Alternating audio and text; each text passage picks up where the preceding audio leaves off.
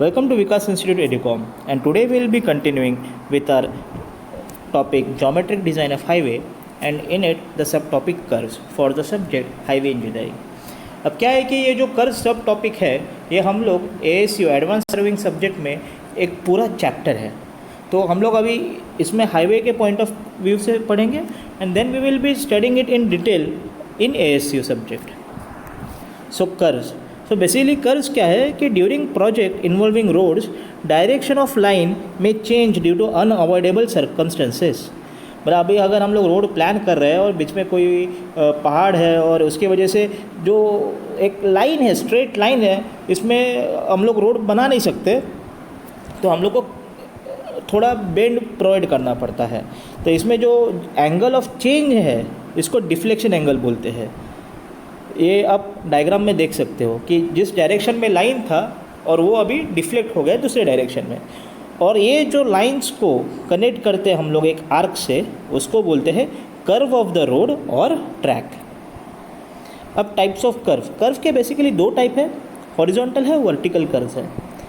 अब horizontal curves में और 5 सब टाइप्स है: simple curves, compound curve, reverse curve, transition curve, lemniscate curve. Simple curves में क्या होता है? It consist of a single arc with a constant radius connecting the two tangents. अब ये टेंजेंट क्या होता है? आर्क, कोई किसी भी आर्क और एक लाइन में अगर एक ही पॉइंट कॉमन है तो उसको टेंजेंट बोलते हैं. जब 2 पॉइंट कॉमन होते हैं तो ज्योमेट्री में हम लोग ने सीखा है कि उसको सेकेंड बोलते हैं. तो ये है टेंजेंट. अब एक कर्व को आप देख सकते हो डायग्राम में, 2 टेंजेंट है, 2 टेंजेंट कनेक्ट हो रहे हैं, ओके. और ये जो ऐसा आर्क है जिसमें रेडियस कॉमन कांस्टेंट रह रहा है, तो ये हमारा सबसे बेसिक सिंपल कर्व है. कंपाउंड कर्व, तो कंपाउंड कर्व में क्या होता है? इट कंसिस्ट ऑफ 2 और more arcs with different radii called a compound curve. तो आप डायग्राम में देख सकते हो कि R1 और R2 2 अलग अलग रेडियस है, और ऐसे आर्क को हम लोग ने ड्रॉ किया है. Such a curve lies on the same side of a common tangent and the centers of the different arcs lie on the same side of the respective tangent. भाई ये दोनों आर्क के जो सेंटर है वो tangents के भी एक सेम साइड पे ही है, और दूसरा एक आर्क है जिसमें ऑपोजिट साइड में रहेंगे, वो हम लोग आगे देखेंगे. तो ये है कंपाउंड कर्व. रिवर्स कर्व में क्या होता है कि consist of 2 arc bending in opposite direction.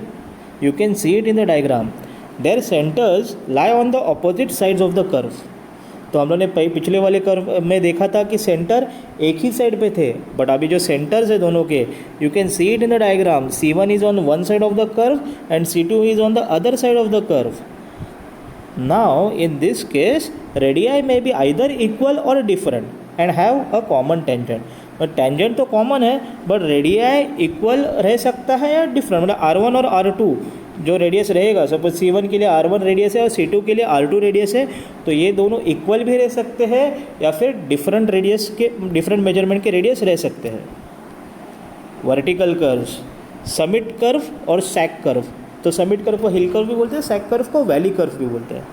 Summit curve और सैग कर्व, तो इसमें क्या होता है कि समिट कर्व जो है, there an up gradient is followed by down gradient.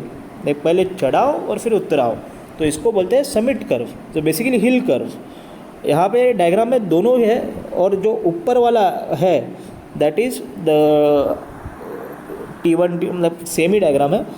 तो ऊपर जो है वो हमारा समिट कर्व है, और नीचे जो है वो वैली कर्व है, उसको सैग कर्व भी बोलते हैं, जिसमें ना down gradient is followed by an up gradient. It is known as sag curve.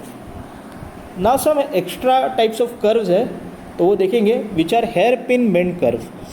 तो curve in a hill road which changes its direction at an angle of 180 degree should be located on a hillside having minimum slope and maximum stability.